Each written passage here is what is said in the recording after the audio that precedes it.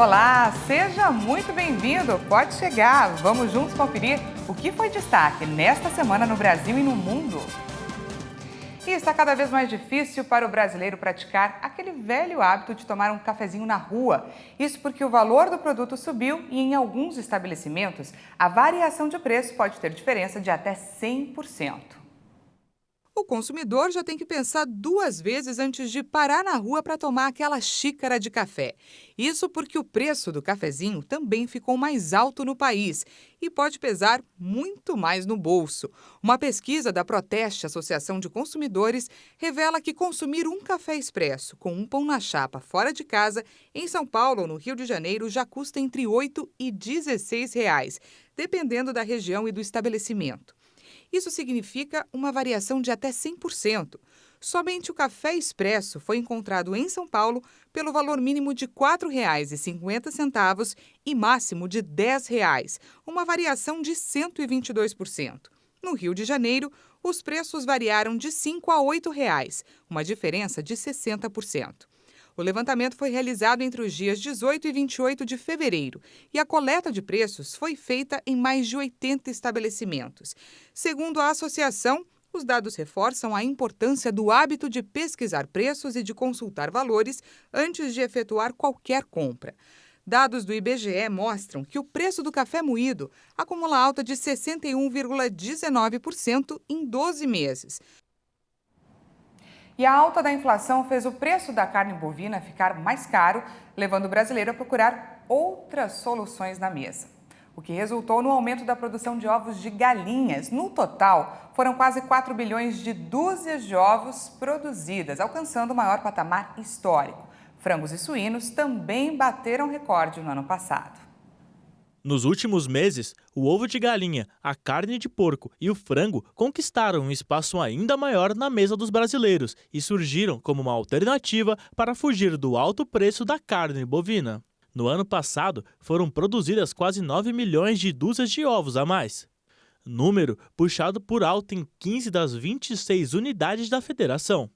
Ceará e Mato Grosso do Sul produziram juntos aproximadamente 35 milhões de dúzias de ovos a mais do que costumam produzir. O abate de suínos também cresceu. Só no ano passado foram abatidos 3 milhões de porcos. Os números também mostram um aumento no abate de frangos. Só no ano passado, quase 6 bilhões de aves foram abatidas, graças à demanda aquecida no país e no exterior, fazendo com que o país atingisse um novo recorde histórico. Em contrapartida, o abate de bovinos voltou a cair, confirmando as expectativas para o setor, chegando ao total de quase 28 milhões. Número que era quase 30 milhões em 2019 e mostra um reflexo no ciclo de baixa na pecuária e da queda do poder de compra da população. O único mês do ano passado a apresentar variação positiva foi dezembro. Mato Grosso, onde costuma apresentar o maior número, registrou um recuo de 700 mil abates. A economia brasileira perdeu 300 bilhões de reais no ano passado para a pirataria. O valor soma as perdas registradas por 15 setores industriais e a estimativa dos impostos que deixaram de ser arrecadados. Os números dão uma ideia do tamanho da ilegalidade no país. E os valores podem ser ainda maiores, já que a estimativa de impostos que não foram arrecadados é calculada com base no percentual tributário de 46%. Mas existem produtos em que o imposto pode chegar a 90%. Os dados são do levantamento do Fórum Nacional contra a Pirataria e a Ilegalidade, que indica uma alta de mais de 4% em relação a 2020, quando as perdas para a pirataria alcançaram 288 bilhões. O setor de vestuário é o que mais registrou alta, com perdas de 60 bilhões de reais. Segundo especialistas, as perdas não são apenas econômicas, mas também de competitividade da indústria nacional, uma vez que, ao não pagar impostos, o ilegal fica mais barato, provocando uma concorrência desleal que prejudica a geração de empregos formais e renda para o brasileiro. Com o aumento das compras digitais durante a pandemia, a comercialização de produtos piratas também cresceu no e-commerce. Porém, as empresas brasileiras de grande porte que possuem shoppings virtuais aderiram rapidamente ao guia de boas práticas, retirando do ar produtos ilegais. Em plataformas estrangeiras que importam produtos diretamente ao consumidor final, as restrições à pirataria ainda estão no início, já que muitas vezes essas empresas informam à Receita Federal um valor abaixo do recebido para que não haja recolhimento de impostos. E agora nós falamos de saúde. Pesquisadores revelam que os vírus podem ficar escondidos no corpo e causar problemas depois de décadas. E alguns deles se aproveitam de falhas no sistema imune para nos deixar doentes de novo. Os vírus invadem as células de um ser vivo e as usa para criar novas cópias de si mesmo, que também vão repetir esse processo. Geralmente, o rito de invasão e replicação se prolonga por alguns dias e o sistema imunológico consegue lidar com o problema ou o quadro evolui para uma situação mais séria, com risco de morte. Mas há um grupo de vírus que, mesmo após a infecção, consegue ficar escondidos em algum canto do organismo. Essa fase pode durar meses, anos ou até décadas e só acaba quando as células de defesa deixam de funcionar bem e a infecção reaparece. E esse grupo tem diversos representantes bem conhecidos, que vão do HIV, o causador da AIDS, até os herpes. Segundo a Sociedade Brasileira de Infectologia, eles conseguem inibir as defesas internas das células e ficam invisíveis para o sistema imunológico. No caso do coronavírus, o Departamento de Microbiologia do Instituto de Ciências Biomédicas da Universidade de São Paulo acredita que é improvável que o vírus permaneça no organismo, já que ele não possui DNA em sua constituição, como acontece com o vírus da família herpes, o que impede a persistência prolongada dele na célula. No caso dos pacientes infectados com o HIV, o uso do coquetel antirretroviral até consegue inibir a replicação viral. Mas se a pessoa deixa de tomar os remédios, há o risco da doença voltar ativa novamente. Os cientistas ainda estão estudando porque isso acontece em alguns pacientes e em outros não. O próprio envelhecimento natural do organismo abre espaço para que alguns agentes infecciosos retomem os trabalhos. Acidentes e traumas graves, cirurgias de grande porte, transplantes, tumores, tratamentos medicamentosos e outras infecções graves também favorecem o reaparecimento do vírus. A farmacêutica Pfizer afirmou que a quarta dose da vacina contra a Covid vai ser necessária para toda a população. A empresa busca produzir um imunizante contra as variantes e com um tempo maior de proteção. A farmacêutica americana reconheceu que a terceira dose é muito boa para evitar hospitalizações e mortes pela doença, mas não é tão eficaz contra infecções após alguns meses. Com isso, seria necessária mais uma dose a toda a população para garantir a proteção suficiente contra a contaminação pelo coronavírus. No Brasil, até o momento, além das 2 doses, o país aplica o reforço da vacina. Apenas os imunossuprimidos já podem tomar a 4ª dose no país. Em outros países, como Israel e Chile, a 4ª dose já está liberada para um grupo maior. Estudos israelenses apontaram para uma proteção melhor com este reforço. Segundo o Ministério da Saúde de Israel, a 4ª dose da vacina contra a Covid-19, administrada em pessoas com mais de 60 anos, as tornou 3 vezes mais resistentes a doenças graves do que pessoas da mesma faixa etária vacinadas com 3 doses. A França também já anunciou a aplicação da 4ª dose para idosos com mais de 80 anos. A Pfizer afirmou que está trabalhando para produzir uma nova vacina não só contra todas as variantes do novo coronavírus, como também com um tempo maior de proteção. E a campanha nacional contra a gripe vai começar no dia 4 de abril. O anúncio foi feito nesta semana pelo Ministério da Saúde. A campanha será dividida em 2 etapas. A primeira voltada aos profissionais da saúde idosos com 60 anos ou mais, entre os dias 4 de abril e 2 de maio.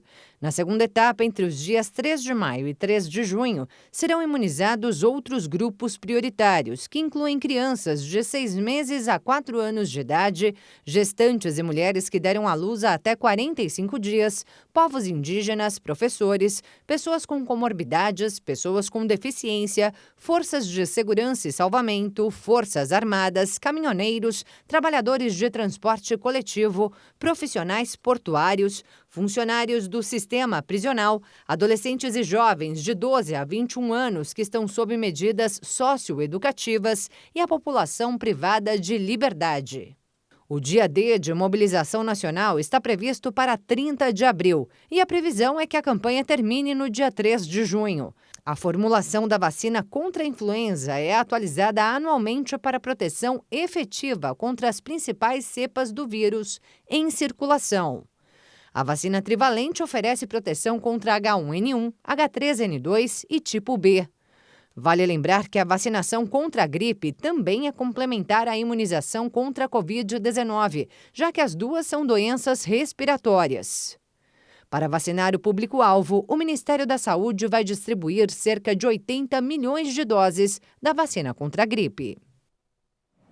Um estudo realizado pela Universidade de São Paulo com adolescentes de 12 a 19 anos concluiu que os alimentos ultraprocessados aumentam bastante a obesidade.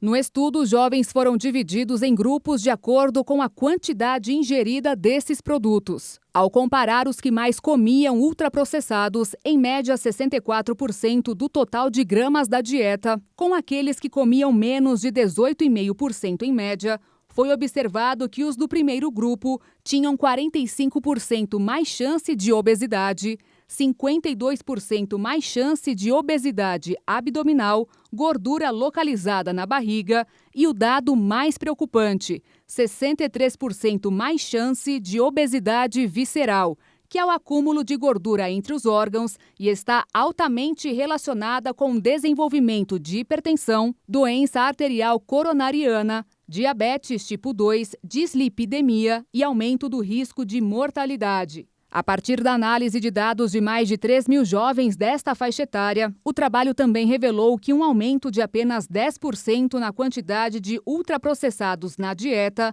já é suficiente para elevar as chances de um diagnóstico de obesidade. Uma pesquisa com mais de 2.400 adultos e 800 médicos mostrou que de cada 5 pessoas, 4 não sabem identificar os sintomas iniciais do Alzheimer, alguns associados ao envelhecimento normal, que podem, na verdade, ser a chave para a detecção do problema. A perda de memória afeta quase 20% dos idosos com mais de 60 anos e pode ser um sinal precoce para o diagnóstico do Alzheimer. Quadro que deve crescer cada vez mais com o envelhecimento da população e o aumento no número de idosos.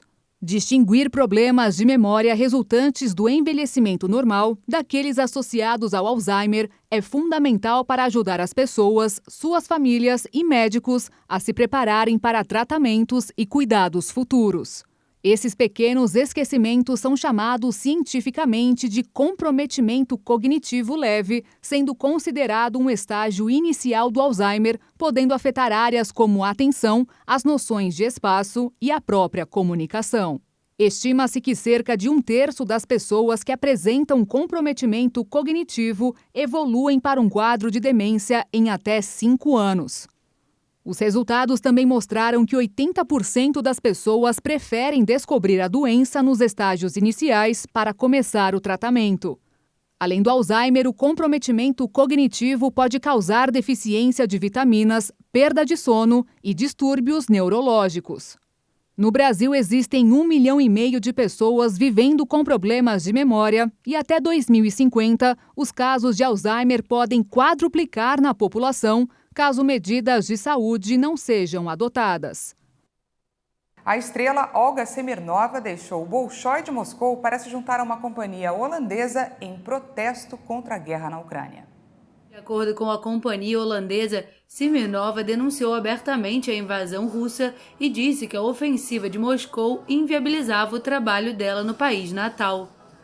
O texto oficial confirma ainda a chegada à companhia do bailarino brasileiro Vitor Caixeta, de 22 anos, solista do balé Mariinsky de São Petersburgo, decisão que o artista já havia anunciado na semana passada. Siminova e Caixeta vão atuar juntos no balé Raimonda, que está marcado para estrear no dia 3 de abril. Olga Siminova contou que tem raízes ucranianas do lado do avô e expressou profunda decepção, dizendo esperar que as sociedades civilizadas resolvam seus problemas políticos apenas por meio de negociações pacíficas. Siminova nasceu em São Petersburgo e se formou bailarina em 2011. Foi contratada como solista pelo Bolshoi e em 2016 assumiu o cargo de diretora. Nós vamos para um rápido intervalo e na volta você confere. Dinamarca anuncia plano para garantir que gerações futuras nunca fumem. Nós voltamos já.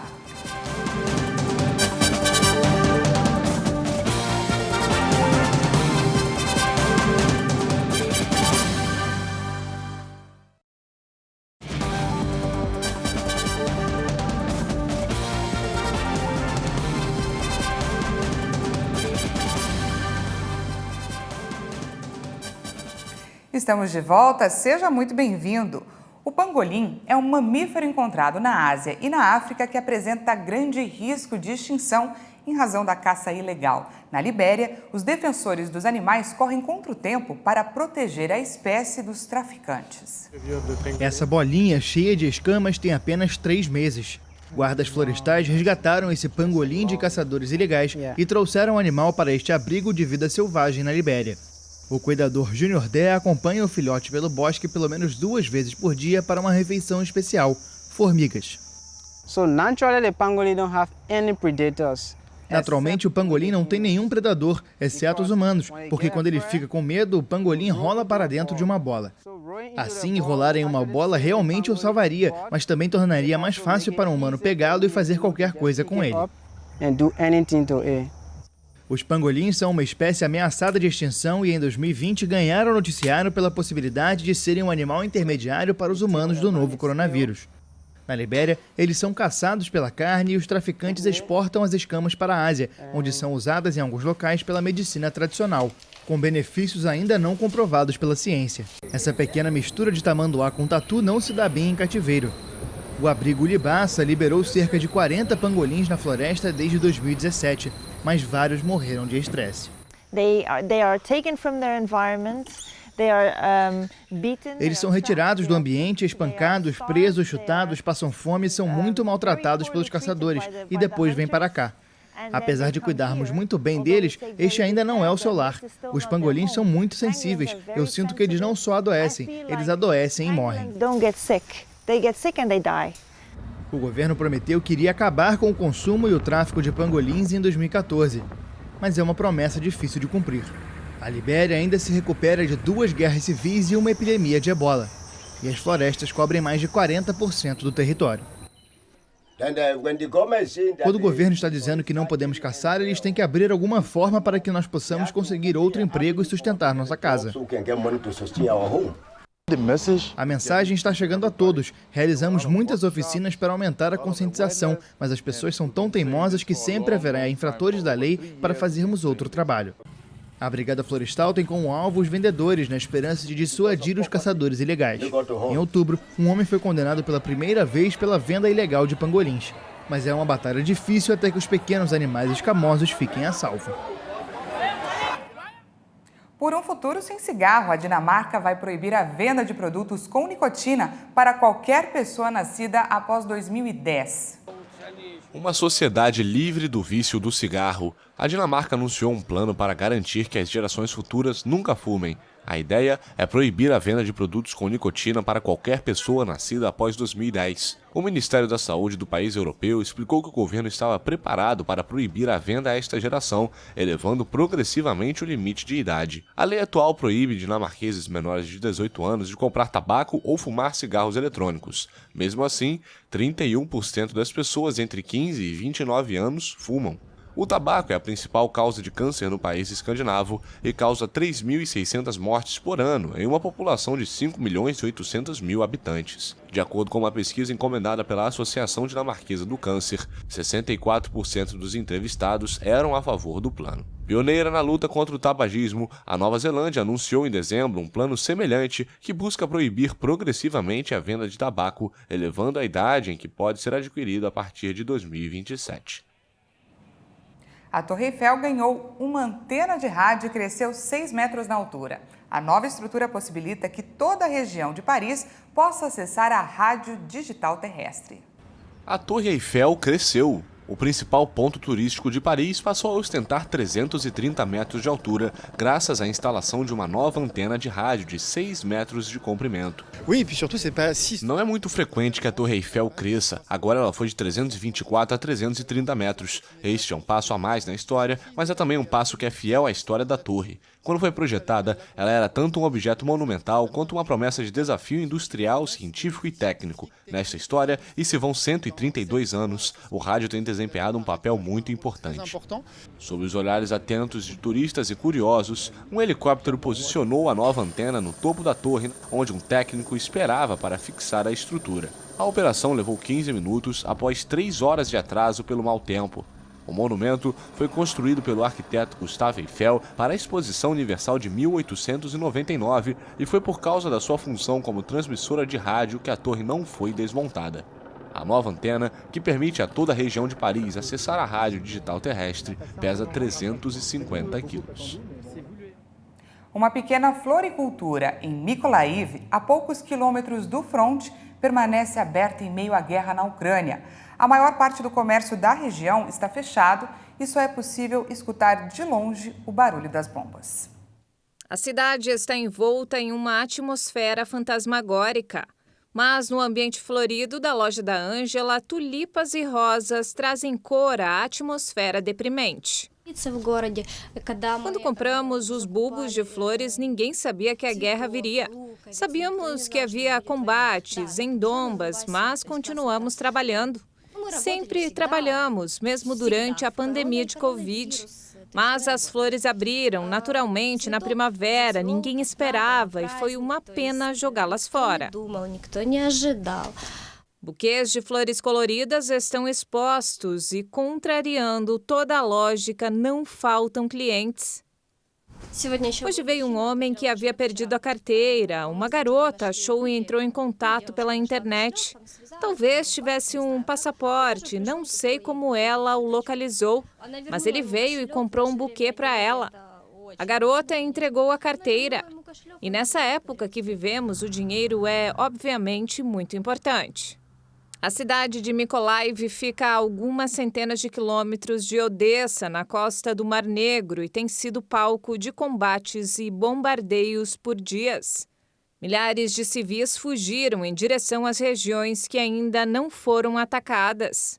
Mas os que permaneceram seguem acreditando que os dias difíceis vão ficar para trás. Essa edição fica por aqui. Muito obrigada pela sua companhia. Uma boa tarde para você e até segunda.